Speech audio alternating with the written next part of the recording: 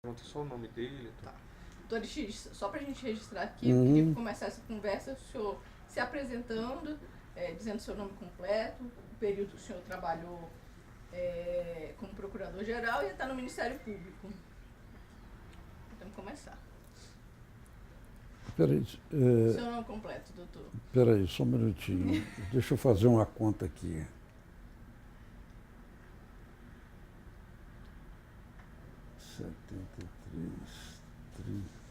Tá.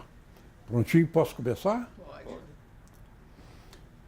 Meu nome é Aristides Junqueira Alvarenga. Eu sou natural de São João del Rei, e isso eu sempre gosto de falar em homenagem à minha terra, que é a terra do Tiradentes. Foi lá que o Joaquim José da Silva Xavier nasceu, naquele município. E hoje eu sou advogado, mas antes de ser advogado, a minha vida era o Ministério Público. Logo que saí da faculdade, eu me lembrei de que eu tinha que ser promotor de justiça, porque já tinha isso na minha cabeça. Eu fui ser promotor de justiça em Goiás, que foi o primeiro concurso de Ministério Público que apareceu no país. Aí eu fui ser membro do Ministério Público de Goiás e lá fiquei durante 5 anos, até que fiz concurso para procurador da República. E em novembro de 73, eu tomei posse como procurador da República. Fui para São Paulo, onde fiquei até 1979, quando me removeram para cá. Era na época o Procurador-Geral da República, quando eu vim, era o Firmino Ferreira Paz. Quando eu aqui cheguei, removido de São Paulo, Firmino era o Procurador-Geral, que depois foi para o Supremo. E estou aqui desde 79, aqui em Brasília, e na Procuradoria fiquei até 1995. Foi quando, até mesmo por motivo de saúde, eu me aposentei e passei a advogar. Mas eu costumo dizer que Ministério Público é um estado de espírito e não uma etapa de vida. De modo que essa instituição está emprenhada em mim, impregnada em mim, e tudo mais. Aqui dentro, minhas vísceras são Ministério Público ainda. É uma grande instituição. Os amigos também são do Ministério? Por acaso eu fui procurador-geral. Por acaso. E foi mesmo por acaso. Não era a minha vontade, ao contrário. O meu antecessor, que era o ministro Sepúlveda Pertence, porque dele eu era o vice-procurador, cargo, aliás, criado por ele, vice-procurador-geral da República. Isto antes da Constituição. E quando ele criou o cargo, não me lembro bem se foi através de lei ou se foi através de decreto do presidente da República, que era o presidente Sarney. O fato é que eu não tinha muita intimidade com o ministro Pertence. Outros tinham, mas eu não. Eu ficava quieto no meu canto, como sempre foi do meu jeito, do meu modo de ser. E quando um dia ele me chama e diz: olha, eu queria que você fosse o vice-procurador-geral da República. Eu falei assim: eu? Ele falou: é você mesmo. Eu falei: mas por que eu nem te conheço direito? Ele disse assim: não, mas eu andei observando aí, eu quero é você mesmo. E aí eu passei a ficar mais no gabinete dele do que no meu gabinete. E o senhor... Mas quando ele saiu, estou te interrompendo, né? Não, pode continuar. Mas quando ele saiu, para o Supremo Tribunal Federal. Antes de sair, ele me perguntou: você quer me suceder? Eu disse: Deus me livre. Isto aqui, para mim, é um peso insuportável. Eu não aguentaria ser procurador-geral. Eu estou acompanhando a sua vida aqui e eu não... Isso aí, para mim, é muito peso. Eu não quero, não. Mas, como vice-procurador-geral, quando ele me chamou para ser vice, e era na época da Constituinte, ele disse assim, numa época lá, que eu já era o vice dele, ele disse assim: olha, agora eu vou ter que passar quase um mês na Itália e você toma conta aí da procuradoria, você é o procurador-geral. Eu sei que eu fui parar no hospital das Forças Armadas, com quem a associação nossa tinha convênio, a NPR tinha convênio, com a pressão, isso de madrugada, dor de cabeça que eu não aguentava mais, a nuca. E saí com minha mulher e fomos para o hospital. A minha pressão estava 18 por 12. Era algum caso específico que o senhor estava atuando? Não, é porque ele deixou a procuradoria na minha mão. E eu achava que aquilo era muito pesado para mim. Foi duro me acostumar a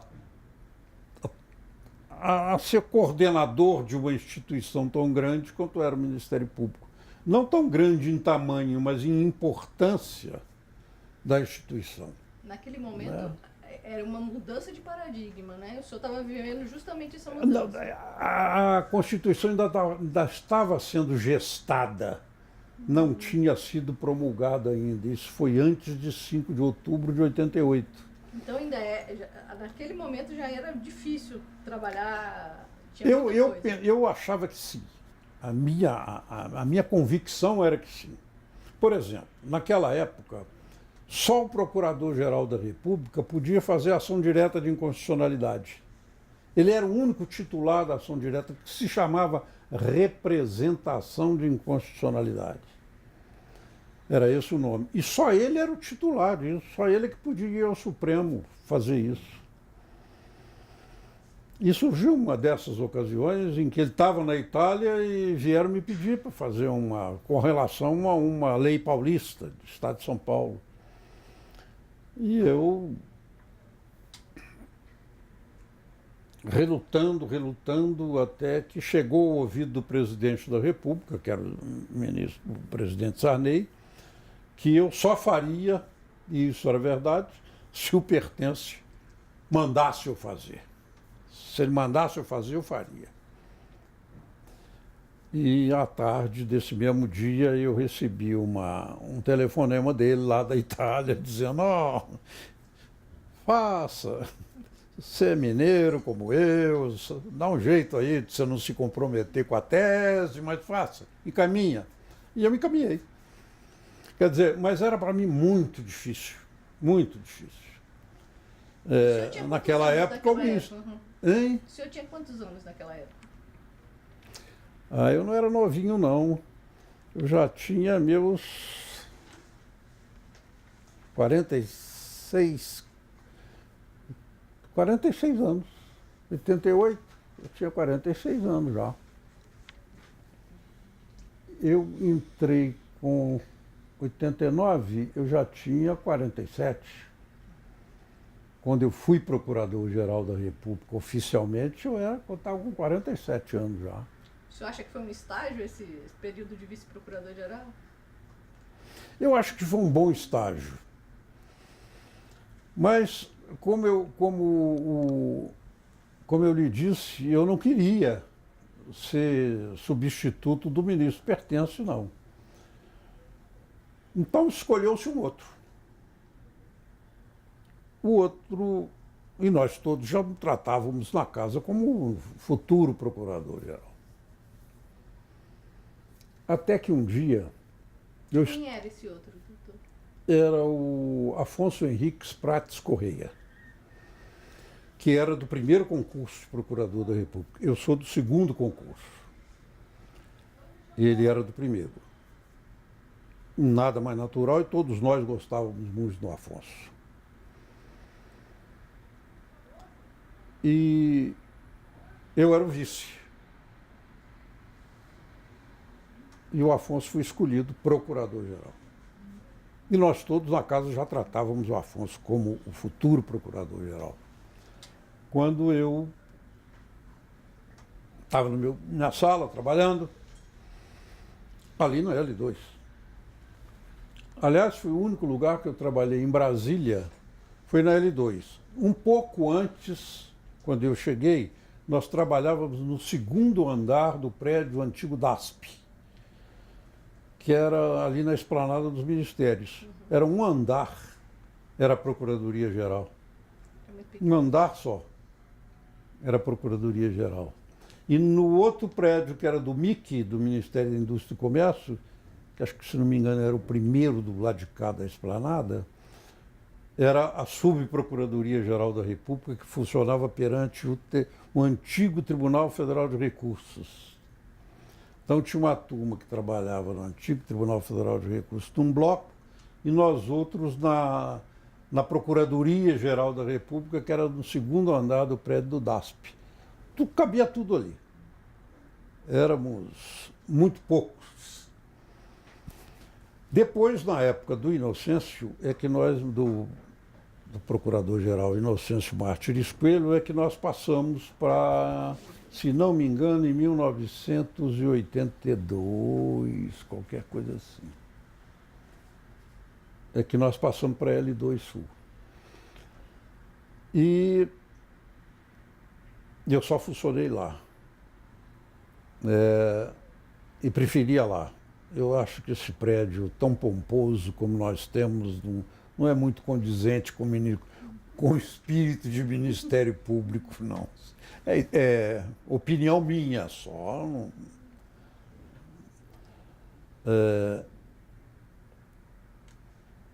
mas, voltando à minha nomeação, estava eu no meu gabinete,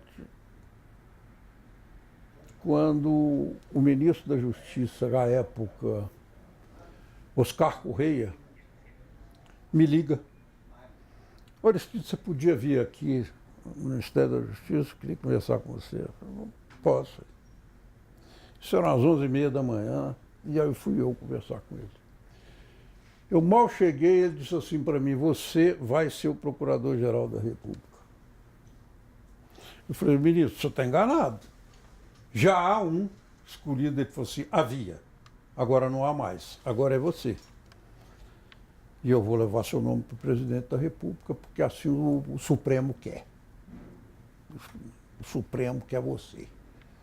Eles já estão acostumados com você, porque eu fazia, quando o Pertença estava fora, eu é que ia. Então eles já estavam acostumados comigo, realmente estavam acostumados. E foi isso que ele me disse. E não adianta dizer não. E você não vai poder contar isso para ninguém também, não. Nem para sua mulher. Lógico que para minha mulher eu contei, né? Mas... E foi assim. O presidente vai te escolher, você vai ser sabatinado no Senado Federal e ele vai te nomear. E como o senhor ficou nesse momento? Como? Como é que o senhor ficou nesse momento? Eu fiquei meio desorientado.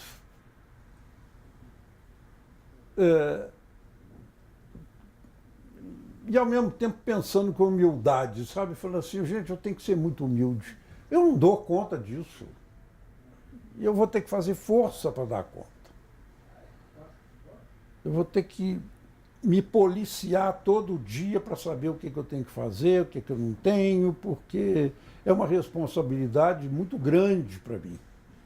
Eu pensava dessa forma. E como penso até hoje, é um cargo de muita responsabilidade. Eu tinha em mente, mas aí a Constituição já estava em vigor. E o senhor participou das tratativas dessa mudança da Constituição ou foi só o Sepúlveda? Não.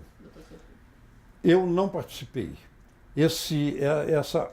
essa feitura da Constituição nesses moldes que está aí, eu não participei, não. Nada em Quem- relação ao Ministério Público? Hein? Em relação ao Ministério Público? Não, não, nada, nada, nada. Eu não participei. Eu achava que devia o parlamento fazer o que quiser, mas esse lobby do Ministério Público existente na época era necessário para que saísse este perfil de Ministério Público que a Constituição deu. Mas eu, particularmente, não participei. Quem é que participava? Tinha um grupo na Procuradoria que participava, principalmente os ligados à associação. Doutor Gurgel, à época. Gurgel, o Álvaro, doutor Álvaro, outros também participavam, mas eu me lembro muito bem do Ministério Público de São Paulo, que faziam um trabalho muito grande na Constituinte.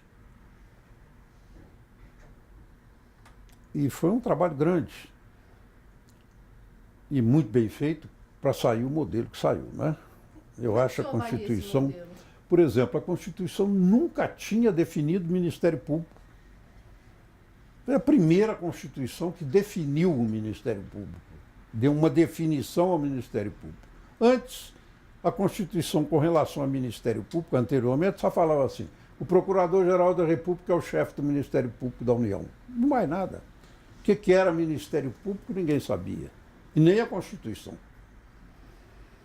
E foi em 88 que nós tivemos a primeira definição do que era o Ministério Público. E com uma tríplice missão, né, de defesa. De defesa.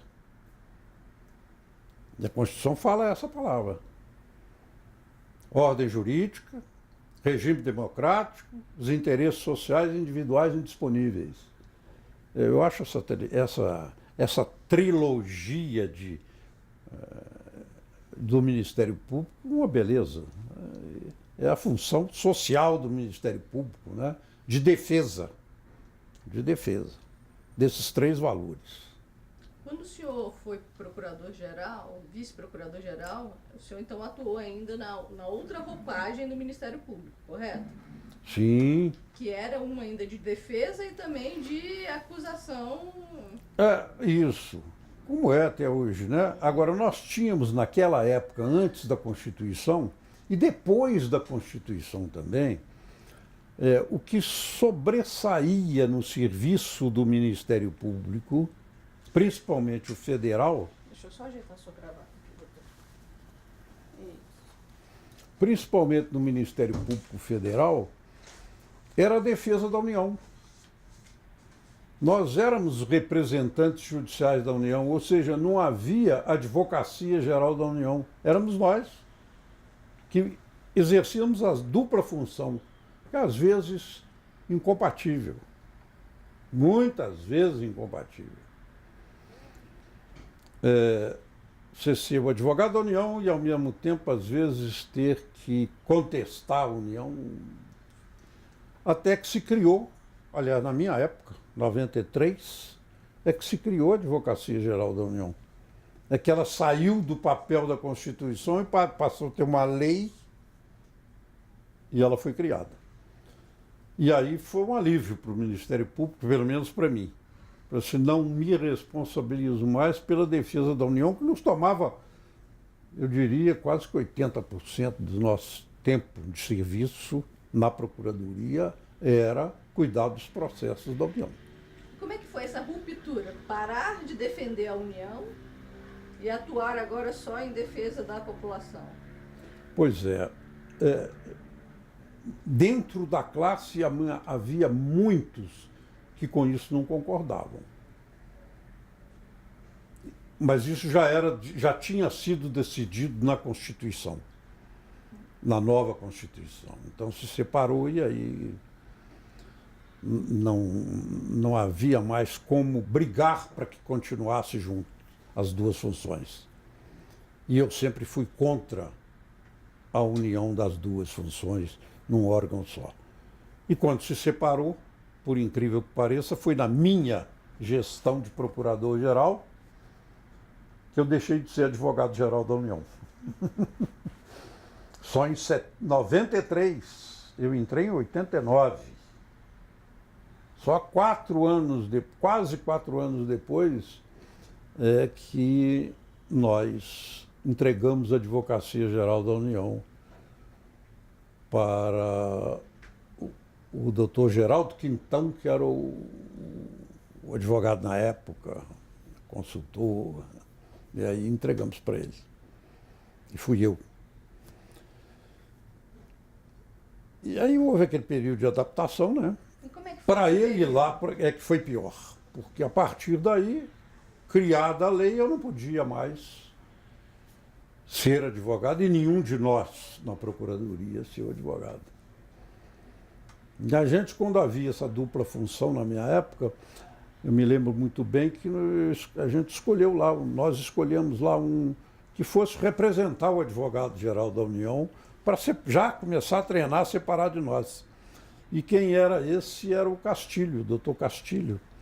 Arthur Castilho Neto é que, na minha época, por exemplo, fazia a função de advogado-geral da União. Essa foi a minha vida como procurador-geral, né? Eu entrei aí e da forma como eu entrei no Ministério Público. Foi desse jeito. E o senhor... Sem querer. Já tendo um outro escolhido. E eu disse assim, não, só tem uma condição para eu assumir isso.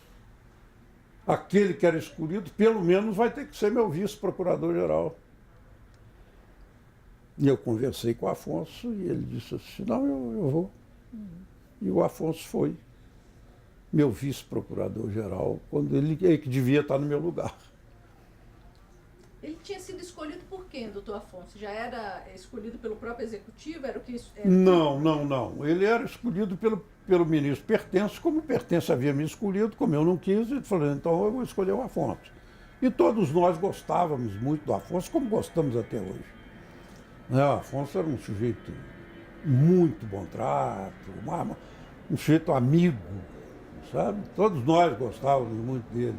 E aí o meu constrangimento maior em ter que aceitar essa imposição do ministro da Justiça e do Supremo Tribunal Federal sobre mim. Isso foi muito constrangedor para mim, sabe? Mas a classe me aceitou também, graças a Deus.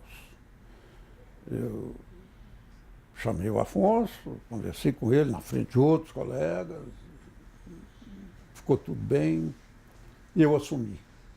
E quais foram os principais desafios nessa época, doutor? Além desse seu incômodo, né, essa coisa assim, não estou preparado. Eu acho que a mudança maior se deu quando o Ministério Público começou a aparecer. Aparecer como? Em primeiro lugar, com as ações diretas de inconstitucionalidade. Embora a Constituição nova tenha aumentado muito o número de legitimados a propor ação direta, quem mais propunha era o Procurador-Geral. Antes era o único que podia ser, antes da Constituição. E depois, o Supremo até não gostava muito, manifestou até da forma delicada, mas você está propondo muita ação direta de inconstitucionalidade. Não chegaram a falar, mas eu senti isso. E havia outros, agora legitimados com a Constituição, né? Com a Constituição nova. E eu fui procurador-geral com a Constituição nova, não fui antes. Eu fui o primeiro procurador-geral pelo texto constitucional atual, de 88. O Pertence não era da carreira do Ministério Público Federal, ele tinha sido antes, mas foi aposentado compulsoriamente pela Revolução. Muito antes, ele era advogado, na época, quando assumiu o posto. Foi o último, porque hoje só pode ser da carreira. E eu fui o primeiro da carreira a ser escolhido nos moldes determinados pela Constituição de 88. Era uma coisa nova também, né? Mas fui escolhido dessa forma.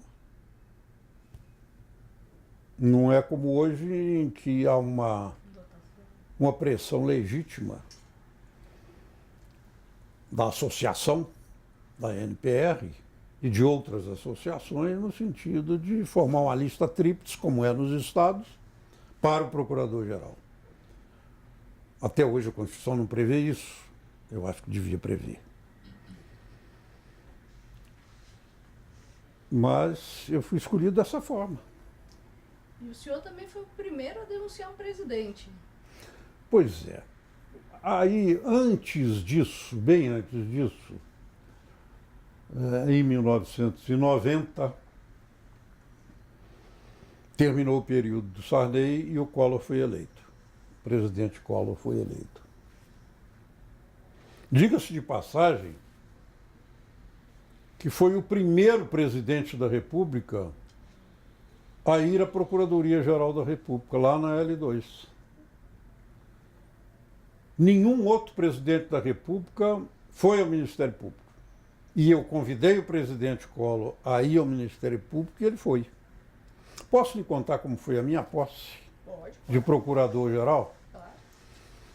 Eu fui ao gabinete do ministro Oscar Correia. Eu já tinha passado pelo Senado Federal, já havia o decreto de nomeação meu para procurador-geral e era o dia da minha posse.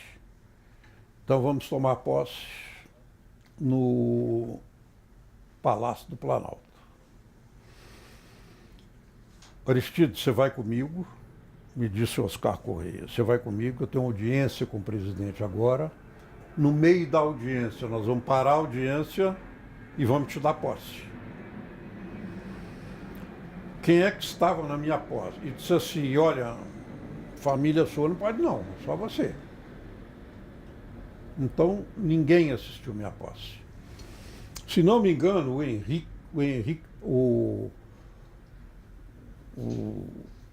tinha um da Procuradoria, não sei se era presidente da associação.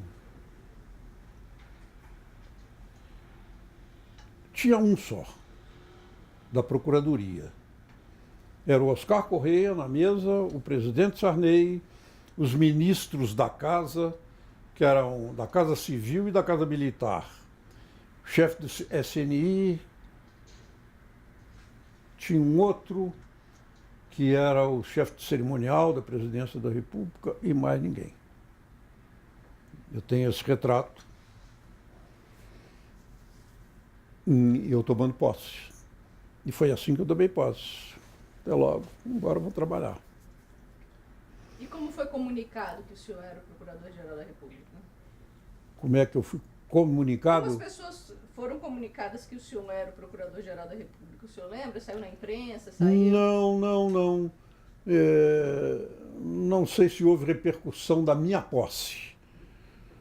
O outro, o decreto de nomeação era publicado. Então, isto não era um fato social importante. Não como era hoje, como é hoje, né?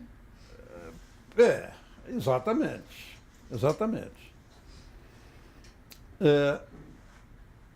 As outras posses também minhas não solenidade nenhuma. E eu fui reconduzido 2 vezes. Terminados os meus 2 primeiros anos da nomeação do Sarney, o presidente Collor me chamou e me perguntou se eu queria continuar. Isso através do ministro da Justiça da época, que era o ministro Jarbas Passarinho. E eu falei assim, posso dar resposta assim, não, eu tenho que consultar minha mulher, como é que ela, se ela aguenta a vida, se não aguenta, esses 2 anos, vai repetir tudo de novo. Não, vamos levando. Aceitei mais 2 anos. E aí as coisas mudaram um pouco. Até aí, eu penso que o Ministério Público continuava sendo um ilustre desconhecido. socialmente, pela imprensa, tudo desconhecido. Quando é que eu julgo que o Ministério Público começou a ter objeto de interesse da imprensa? Foi quando o presidente Collor começou a editar medidas provisórias que tinham um certo impacto na população. Eu me lembro que uma delas foi objeto até de agradecimento de pessoal. Eu andava onde eu sempre andei, mercadinho da quadra, farmácia da quadra, e eu disse, doutor, muito obrigado pelo que o senhor fez por nós. O que era? Eu propus uma ação direta de inconstitucionalidade contra uma dessas medidas. E aí a imprensa começou a falar, opa, mexia com o povo, com o consumidor e com os fornecedores dos consumidores. Qual era a medida provisória? Ele criava, por medida provisória, ele criou crime contra a ordem de consumidor, econômica,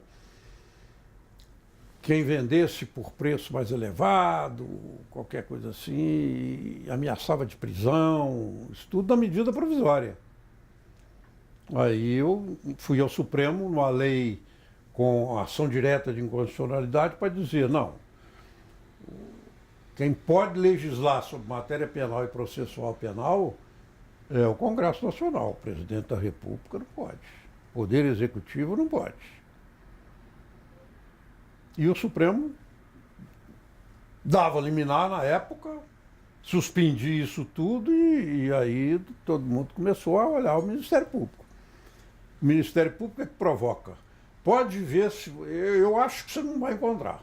Ninguém vai encontrar nesse Brasil o Supremo Tribunal Federal como manchete de jornal, de qualquer jornal do país, antes desses fatos.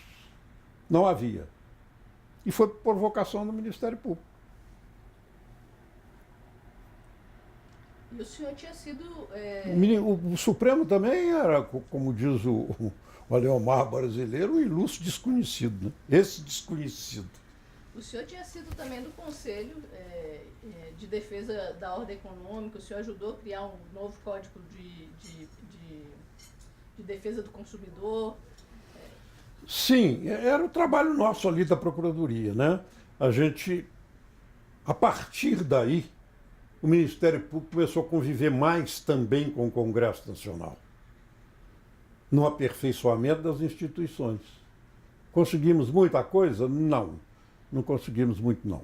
Mas conseguimos algumas coisas.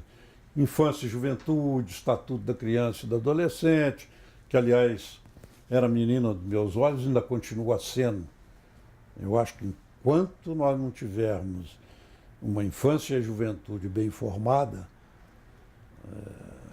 que dentro de 30 anos serão os nossos futuros dirigentes, nós vamos continuar na mesma. Então tem que começar de lá. Por isso que a menina dos meus olhos sempre foi infância e juventude. O senhor teve uma atuação forte também nessa questão dos direitos da criança, né? Como? O senhor teve uma atuação forte também nessa... Era o que eu gostava de fazer. Era o que eu gostava de fazer. Em parceria com a Unicef, e com outros órgãos, o próprio Ministério da Justiça. E diga-se de passagem, dos presidentes com os quais eu trabalhei, foi o presidente Collor que deu maior atenção a essa área, que eu acho muito importante. E o senhor que denunciou ele. A gente voltou para chegar nesse ponto. Pois é. Também foi uma das primeiras novidades constitucionais, que eu fui infelizmente, foi na minha época. Até aí, toda a Constituição brasileira, como do mundo inteiro, prevê a responsabilização penal de um presidente da República. Só que aqui no Brasil isso sempre foi uma perfumaria constitucional que talvez não fosse para ser aplicada. E eu apliquei. Assim como se eu fosse um iconoclastra, né? Tá derrubando ídolos aí, tá destruindo ídolos. Era a minha função. Certo ou errado, ele foi absolvido. E eu fui muito criticado na época por causa dessa minha denúncia, dizendo que era inepta, não sei o quê. O senhor faria diferente alguma coisa? Não, absolutamente não. Primeiro, não fiz sozinho. Na minha época, eu fazia questão de trabalhar em conjunto com a Polícia Federal. A Polícia Federal ia muito ao Ministério Público, como o Procurador-Geral ia também à Polícia Federal. Então, para a feitura de inquérito, inclusive do presidente da República, isto aconteceu. Nós trabalhávamos harmonicamente, sem muitas vaidades e nem muita reserva de mercado para uma instituição ou para outra. A maior colaboração que eu tive no meu tempo de procurador-geral foi com os próprios colegas. Os próprios colegas, que muitos ainda estão aí até hoje, que me ajudaram a formular essa denúncia. Isso não foi só de duas mãos aqui, não. Foram de um grupo grande da Procuradoria da República. Servidores e procuradores. De modo que esse episódio, por exemplo, de se processar um presidente da República, essa denúncia não foi só minha, não. Foi vista por muitos ali, muitos cooperaram. A fama foi minha de dar denúncia inepta. Ainda bem que meus colegas foram preservados.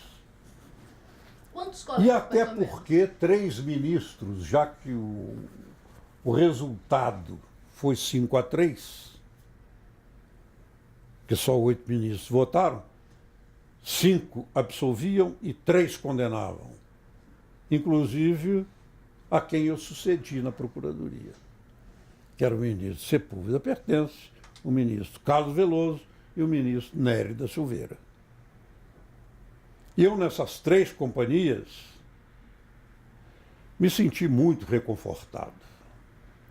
Muito. A minha denúncia não é inepta, porque esses 3 não iam receber denúncia inepta. E nem iam condenar. E o que o senhor atribui a esse placar? Era uma questão conjuntural? A tese era, pelo que me lembro, para que haja corrupção passiva, é preciso que o funcionário público tenha praticado ou prometido fazer um ato de ofício. E o presidente não... Qual é o ato de ofício que o presidente da República cometeu? Esse foi o argumento. Que depois, no mensalão, eles admitiram que corrupção passiva pode sim ser sem ato de ofício, sem ter um ato de ofício praticado. Era uma questão de entendimento da época, então. E mesmo porque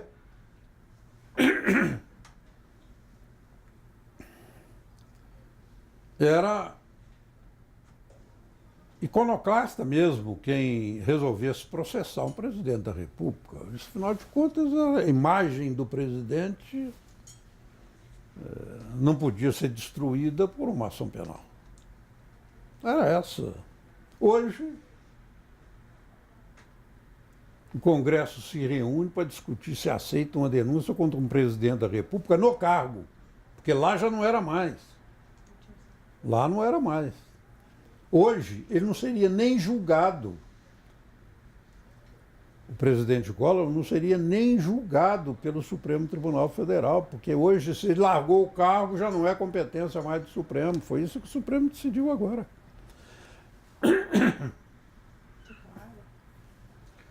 Eu vou tomar um pouquinho, né? Não. Eu pegava. É melhor. Mas aí... Obrigado, hein?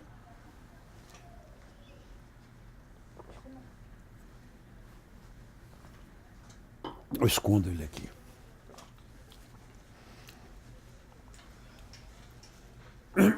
Deixa eu continuar. Eu estava dizendo que a importância do Ministério Público acho que apareceu com o Supremo Tribunal Federal. E é bom que o Supremo apareça mais que o Ministério Público. O Ministério Público provoque só o Supremo e fique mais... Né? Eu tenho minhas queixas com relação à imprensa, não com relação à minha pessoa, mas com relação à forma como as notícias são transmitidas. Por exemplo, hoje, estou fugindo do assunto, mas você me ponha nos eixos. Tranquilo, esse é o... Hoje, e até hoje sempre eu reclamei disso, a imprensa precisava ter uma conversa maior com o pessoal, o aplicador do direito, porque eles falam assim, eu não sei se... A começar pelo meu nome, né? Eu sou Aristides Junqueira Alvarenga. Então, meu nome paterno é Alvarenga. No entanto, todo mundo me chama de Aristides Junqueira. E eu reclamei uma vez, naquela época, peraí, me chamem de Aristides Alvarenga. Não. Junqueira é muito mais forte do que Alvarenga. E isso me causou constrangimentos familiares, porque eu tinha uma tia com quem a gente morava, em São João del Rei, já uma pessoa velha, ela dizia assim, agora é só Junqueira, né? Alvarenga mesmo? Eu falei, não é, tia, não é por minha culpa, não. É porque, o que eu vou fazer? Eles querem me chamar desse jeito, eu não vou proibir, né? Mas precisa ver a força da imprensa. Eu não sei se isso também é porque é mais forte ou não é, mas quem prende aqui no Brasil é a Polícia Federal. O que é um absurdo jurídico. Isso é de ditadura, a polícia prender é coisa de ditadura. Quem prende é juiz de direito, é juiz. É o poder judiciário, é o único que tem poder para prender. A polícia não tem. A polícia executa a ordem judicial. Só. Mas o que você vê é que a polícia prendeu. E eu procuro nas notícias qual foi o juiz que deu essa ordem de prisão. Dificilmente eu encontro. Dificilmente eu encontro. Isso não é bom. Essas distorções não são boas. Eu penso que não são boas. Estou às suas ordens. O senhor falou um pouquinho da lei complementar 97, de 93. Na verdade, o senhor falou que... 75, lei complementar 75 de 93. Eu queria que o senhor falasse um pouquinho qual foi a importância dessa lei complementar, que era justamente na época do senhor, né? Foi.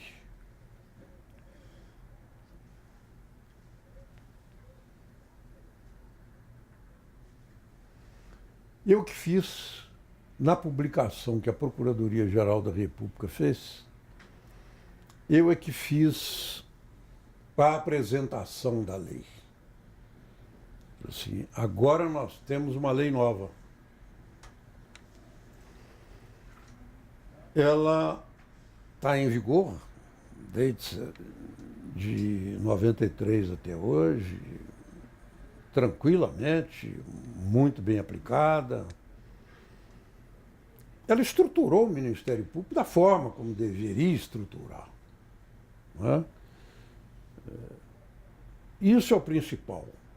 Você tem um norte, que é a lei orgânica do Ministério Público. Talvez seja um dos momentos mais importantes da minha passagem pela Procuradoria-Geral, foi o dia da sanção da lei pelo presidente da República, Itamar Franco.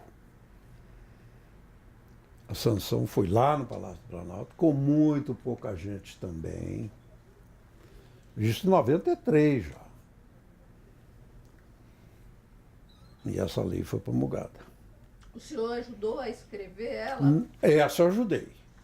Esta eu ajudei. E como é que foi essa... O ministro Pertence nomeou uma comissão, e que não era só de dentro da Procuradoria. Por exemplo, havia dos outros ramos do Ministério Público, do Ministério da Justiça. Naquela época havia Consultoria Geral da República, que também participou. Quer ver um dos que participou da feitura dessa lei? Do projeto dessa lei, do projeto, dentro da Procuradoria da República. Francisco de Assis Toledo, que depois foi ser ministro do STJ, o antigo Tribunal Federal de Recursos, Anadir, Álvaro, isso de dentro da Procuradoria. Vamos ver fora. Celso de Mello, que era da Consultoria Geral da República. Tinha um representante do Ministério da Justiça. Tinha um representante do Ministério Público Militar, do Ministério Público do Trabalho. E esse grupo se reunia no gabinete do Procurador-Geral, Sepúlveda Pertence. E a gente discutia essa lei ali dentro. Até que saiu o projeto. E dentro desse grupo, discutia-se inclusive isso, e que não adiantava discutir mais, porque a Constituição já havia decidido, ou iria decidir, mas houve essa discussão lá. Continua com a Advocacia da União, não continua? Até que veio a nossa lei orgânica com o Ministério Público puro, né? De acordo com a Constituição. Ela começou assim, ali dentro, com esses participantes. O trabalho no Congresso Nacional com relação à nossa lei foi muito grande também. Dela eu não participava, a não sei, em último caso, quando eu era procurador-geral. Nós estamos precisando, então vamos lá. Mas a turma da Procuradoria era muito coesa, então nós podíamos deixar isso para os subprocuradores, né? Quem gostava mais de ir ao Congresso Nacional para conversar, eu conversei com o deputado que foi o relator, e várias vezes nós íamos lá conversar com ele, muda aqui, muda dali, para ver se faz isso, faz aquilo. Até que veio a lei em 93. E eu penso que ela é uma ótima lei para nos conduzir de acordo com o texto constitucional. Para que o Ministério Público, desculpa, eu ia falar nós, a força do cachimbo até hoje, né? Mas essa tríplice função do Ministério Público, essa teleologia da sua definição, né? Essa tríplice defesa é um rumo que eu acho essencial à instituição e que ninguém pode perder de vista isso. Se hoje, a função do Ministério Público que mais aparece é a de persecução penal. É a da persecução penal, hoje. Onde é que eu encaixo isso na definição do Ministério Público, na definição constitucional do Ministério Público? Nas 3 finalidades: ordem jurídica, defesa do regime democrático e interesse social individual indisponível. Se eu quiser, não. Acho que todo mundo tem que encaixar essa função do Ministério Público nessas 3. E é por isso que, ao exercer qualquer função, o Ministério Público tem que ter muita prudência, muita seriedade e pensar bem no que está fazendo. Ou o que vai fazer seria o melhor. Pensar antes. E isso que é prudência.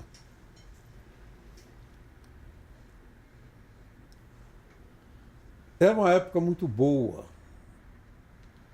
desse Ministério Público florescendo. Foi a época em que eu vivi.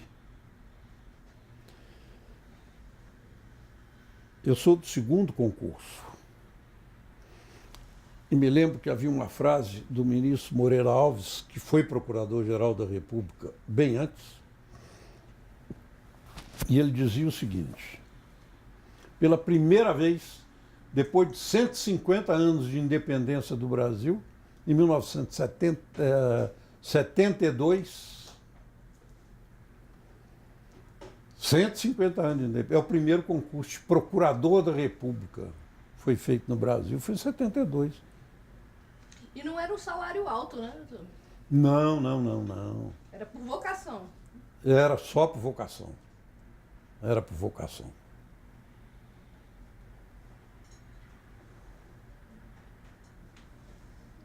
Eu cheguei a ganhar menos que minha mulher, uns tempos, quando a minha mulher trabalhava antes em São Paulo, e ela era cantora. E ela ganhava mais do que eu. Ela gazava jingle, e cantava à noite também, e ganhava mais do que eu. Como procurador da República.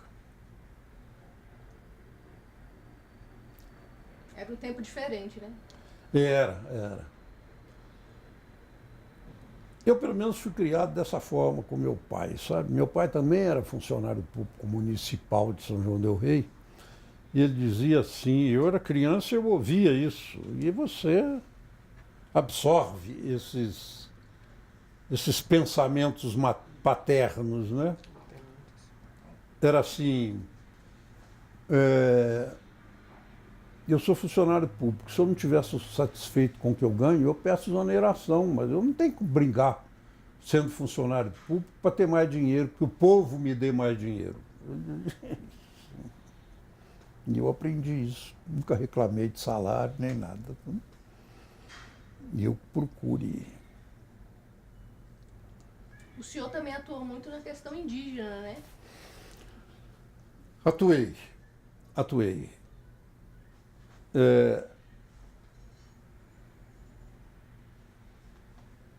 Eu conheci os irmãos Meirelles e guardo muito uma frase que eles me disseram, afinal de contas, e eu sempre pensei assim, afinal de contas, quando nós portugueses de origem portuguesa chegamos, eles aqui já estavam, eles que eram os donos disso aqui. Nós apenas usurpamos isso tudo deles e fomos mandando para os cantos. E eles foram, às vezes, para lugares onde há riquezas, como ouro. Parece até que foram para o lugar errado, porque eles podiam ir só para a beira do rio, para pescar, para comer, não sei o quê, né?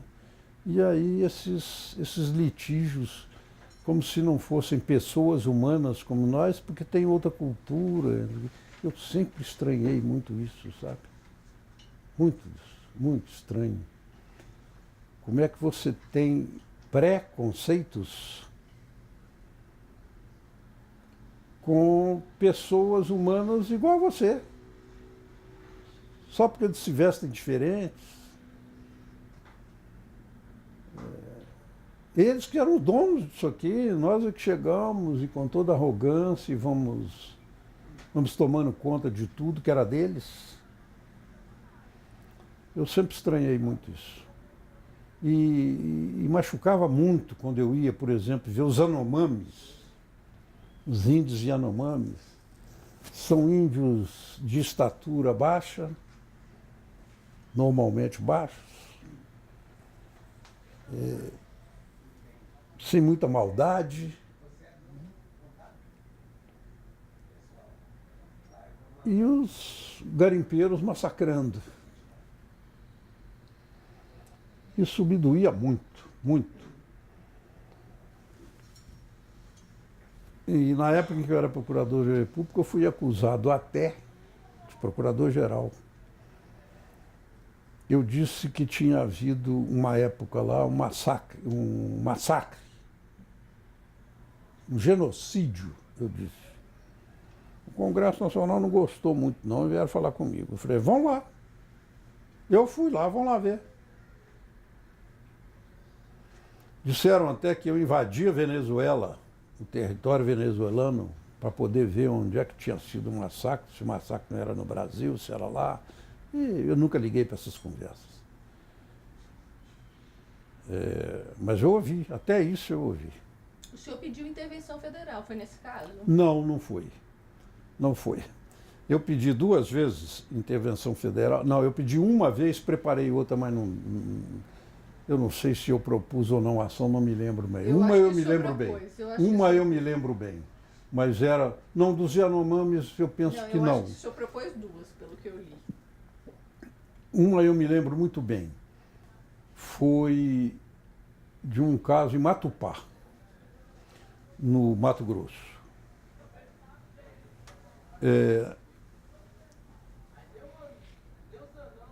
Não sei se 1 ou 2 ladrões, acho que um entrou numa casa lá, fez refém o pessoal da casa, veio a polícia, conseguiu tirar o ladrão de lá e levando para um outro município. E o pessoal da cidade travou o carro da polícia, tiraram o preso de lá do carro e levaram para um canto lá. Puseram gasolina nesse moço, puseram fogo. E enquanto ele queimava, ele falou assim, aí, tá vendo? O que dá? Uma falta de sensibilidade. E o sujeito lá queimando até morrer. E o pessoal todo assistindo, ninguém fazendo nada. Eu disse, aqui não tem polícia.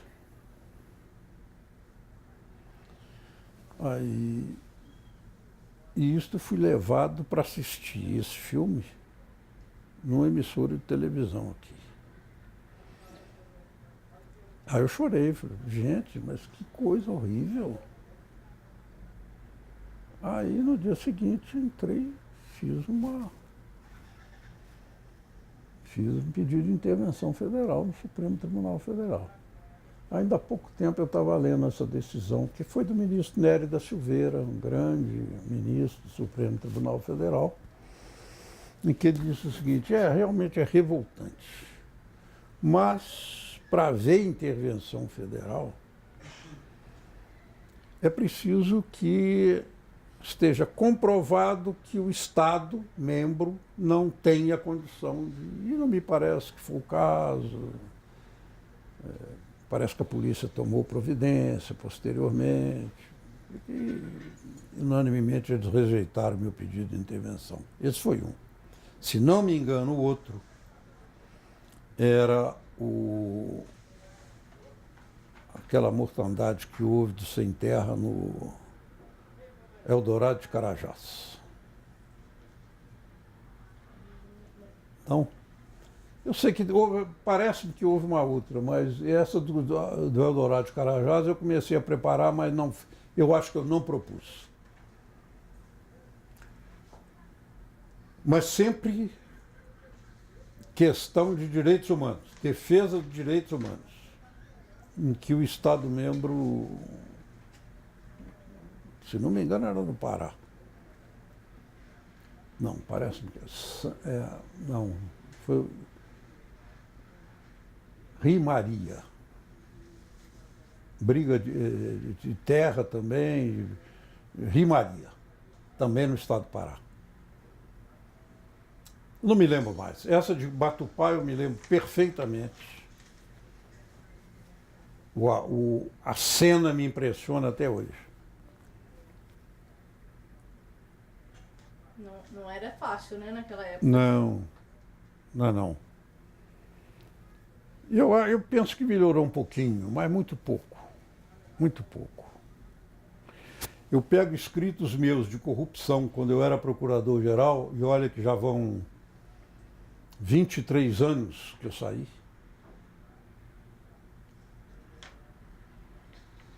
Que eu saí do Ministério Público, 23 anos. Eu pego escritos meus sobre corrupção, por exemplo, está mais do que atual. Não mudou absolutamente nada. Nada. Essa corrupção vem desde aquela época? Desde aquela época. Só não tinha essa exposição, né? Mas... O modus era o mesmo? é a mesma coisa. Doutor Aristides,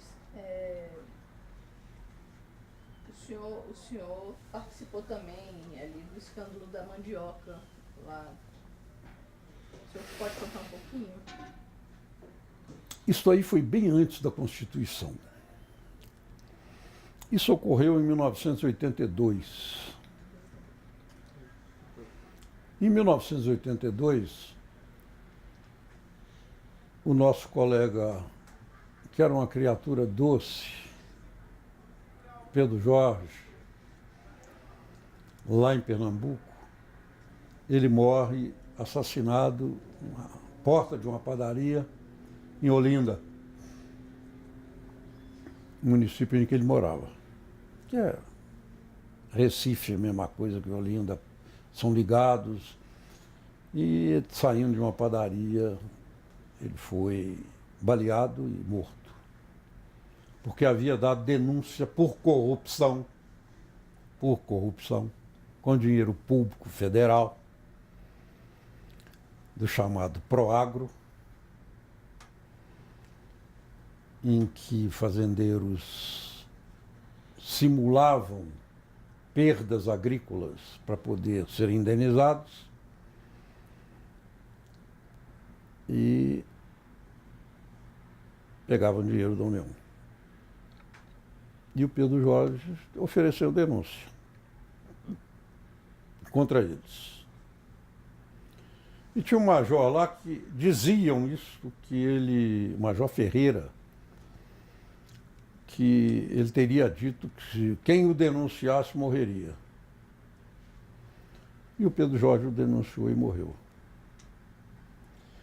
E morreu através de ação de pistoleiro, contratado por outros, por fazendeiros, pelo major e por outros. Se não me engano, eram 7 réus do homicídio dele. E naquela época era procurador-geral Inocêncio Mártires Coelho, e que consultou os colegas quem que poderia ou quem queria ir para lá. E aí eu estava à disposição do Ministério Público e fui. Eu pus lá, eu estou à disposição. Não sei se eram poucos que disseram que estavam, o fato é que ele me mandou para lá. E eu fui. Designado para acompanhar o processo penal do assassinato dele. Não o processo do escândalo da mandioca, em que ele, Pedro Jorge, havia proposto ação, havia proposto a denúncia. Se não me engano, este processo do escândalo da mandioca ficou por conta do Haroldo Nóbrega, que está aí na ativa até hoje e que é do meu concurso. E parece que é o mais antigo do Ministério Público hoje. Na ativa é ele e é do meu concurso, é do segundo concurso. Fomos nós dois. Ele tocando a parte penal lá do escândalo da mandioca, o crime econômico, e eu encarregado do homicídio do Pedro Jorge, acompanhar o processo. Era um tempo estranho, né? O pessoal era realmente perigoso, né? E eu nunca fui muito paranoico com relação a esse problema de segurança pessoal. Não sei se lá era necessário isso, mas um dia eu tremi quando um advogado me perguntou assim: o senhor trouxe a família, né, doutor? Aí eu gelei. Eu falei assim: trouxe sim, mas eles já foram embora ontem à noite. Porque foi só o fim de semana que eles vieram passar comigo, e isso era na segunda-feira cedo. Olha a informação que eles tinham, que eu tinha levado minha família. E quem era a minha família? A minha mulher e meu primeiro filho com 1 ano e 6 meses. Um menininho de 1 ano e 6 meses e a minha mulher.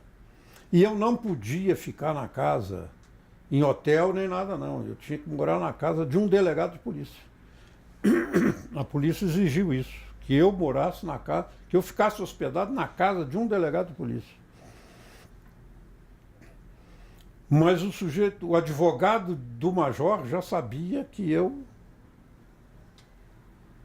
tinha levado minha família. Aí eu falei assim: não, mas eles já foram embora. Eu trouxe sim, mas eles já foram embora. Não tinham de ficar, eles ficaram 1 mês comigo lá. Porque eu tive que passar 1 mês ouvindo testemunhas, etc., até voltar para cá. Enquanto não acabou a instrução criminal, eu fiquei por lá. E era todo dia tinha audiência. E no fim da instrução, eles foram impronunciados. Quer dizer, não tem prova de que eles cometeram esse crime. O juiz de lá. Aí eu voltei lá. Mas aí eles já estavam soltos. Não tinha ninguém preso. Aí é que a polícia andava comigo. Eu andava só no carro de polícia e rodando a cidade naquela velocidade doida. E eu falei: vou morrer em acidente de trânsito aqui.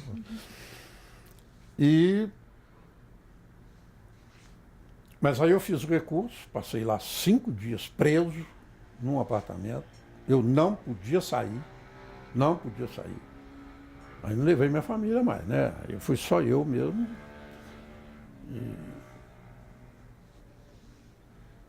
Tinha polícia lá embaixo, Polícia Federal lá embaixo, e eu não podia descer. Se eu quisesse descer, eu tinha que ligar para a polícia andar buscar ou trazer alguma coisa para mim, para comer, etc., enquanto eu não fosse embora. E assim foi. Assim foi. Até que o tribunal aqui, antigo Tribunal Federal de Recursos, isso foi em 1982, que ele foi assassinado. O processo também foi em 82. Até que acho que em 83 o Tribunal Federal de Recursos deu provimento ao meu recurso e eles foram a júri. Mas no júri já não fui eu mais.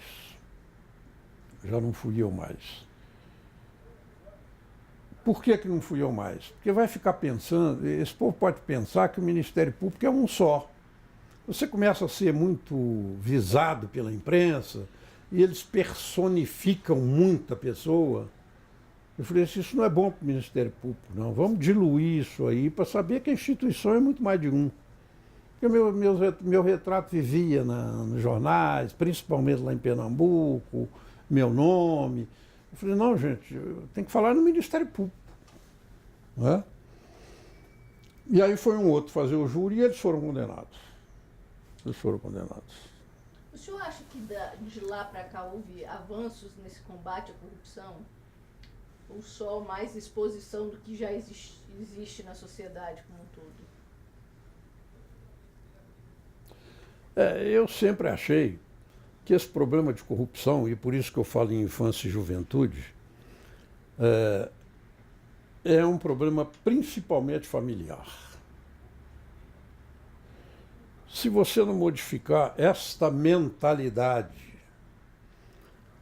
de riqueza, tem que ser rico, a qualquer custo, eu não tenho princípios, mas eu acho que isso se aprende na família. Eu penso assim.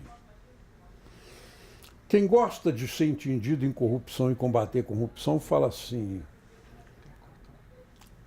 não adianta. Só um minutinho. Pois não. Eu acho que acabou o cartão, não foi? Ali ou foi o senhor? Não, fui eu. Aquilo tudo é cópia minha. É? São as cópias minhas. O senhor que mandou fazer? E foi. Podemos. Então, doutor, você estava falando sobre a corrupção, o senhor falando... A gente vê hoje, anda na rua e vê quantos atos de corrupção são praticados, não no sentido jurídico, de acordo com o Código Penal, não, mas quantos atos de infração à lei e de corrupção mesmo do próprio indivíduo você encontra diariamente. Isso já começou a ser dito por aí na imprensa, mas eu penso nisso, eu tenho um escrito aqui, à mão ainda, eu escrevi quando eu era procurador-geral, alguma conferência que eu fui fazer por aí, sobre corrupção. E eu dizia, sobre ética, eu dizia que, a meu ver, há 3 níveis de ética. A individual, e isso eu usava Aristóteles, São Tomás de Aquino, como a filosofia aristotélico-tomista na qual eu fui formado. Uma ética individual, uma ética familiar e uma ética social da comunidade. Tudo parte da ética individual. Mas como é que a ética individual é formada? É pela ética familiar. Naquele ambiente que você vai ser forjado de acordo com aquele ambiente em que você vive. Então, se você vive num ambiente em que a pregação é a seguinte, e aí eu punha, esse trabalho há 23 anos atrás que eu falei isso, escrevi, está escrito. Se você fura a fila de banco, de padaria, não, mas eu estou com pressa, vocês é que fiquem para trás que eu vou lá. Não, no trânsito, meu carro tem preferência sobre qualquer um outro. Eu vou passando por aí e acabou. A pedestre não tem vez não tem negócio de faixa comigo não. Eu vou passar por cima do pedestre porque eu sou mais importante. É isto que acontece diariamente. E quantos nós não praticamos? Meu filho mesmo, cigarrinho, pela janela, joga cigarro fora para sujar o chão. Não pode. Isto é corrupção. É assim que começa. Mas não tem dinheiro nisso. Mas tem o seu ânimo de fazer o que não é permitido, inclusive de roubar dinheiro da nação.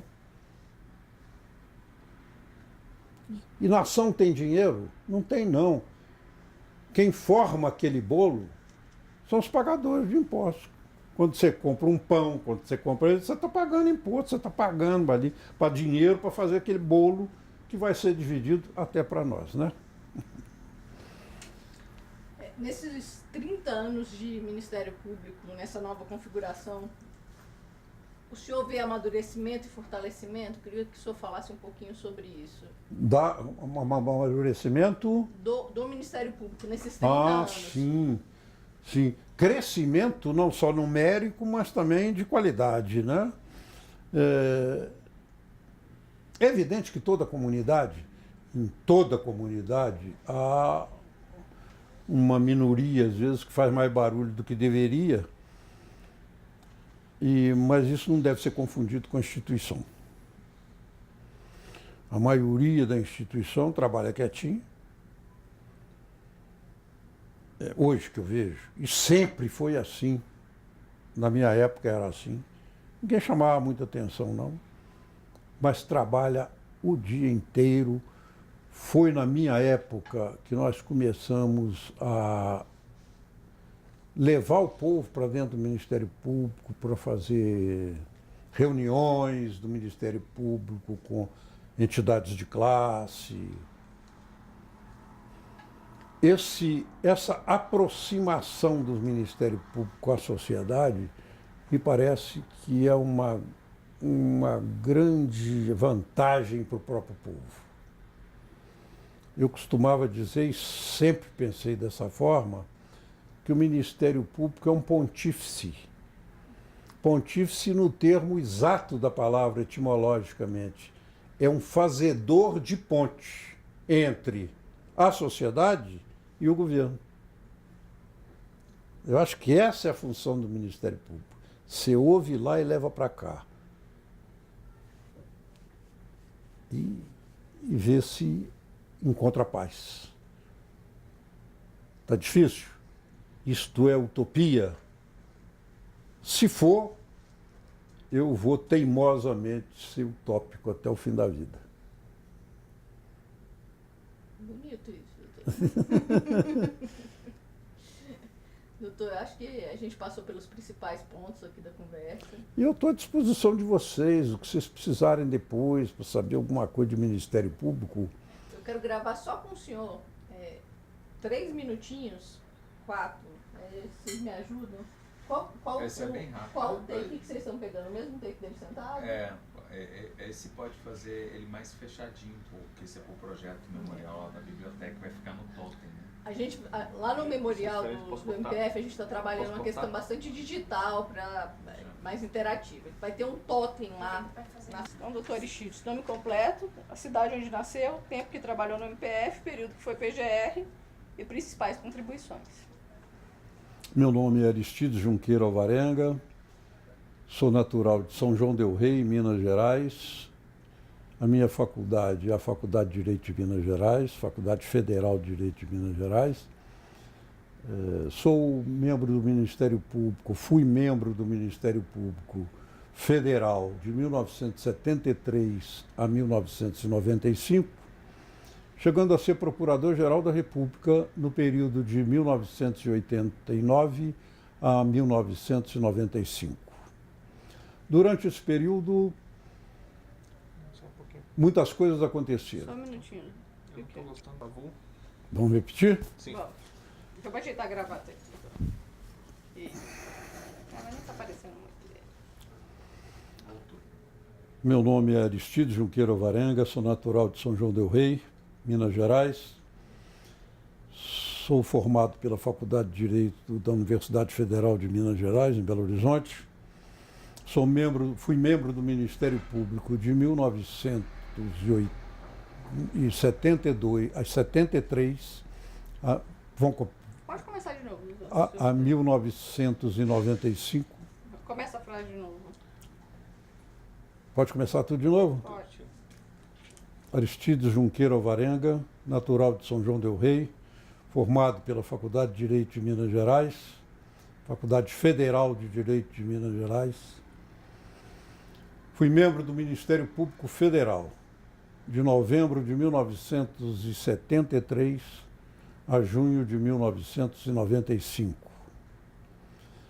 Neste período, tive a honra de exercer o cargo de Procurador-Geral da República, o primeiro após a Constituição de 1988, no período de 1989 a 1995.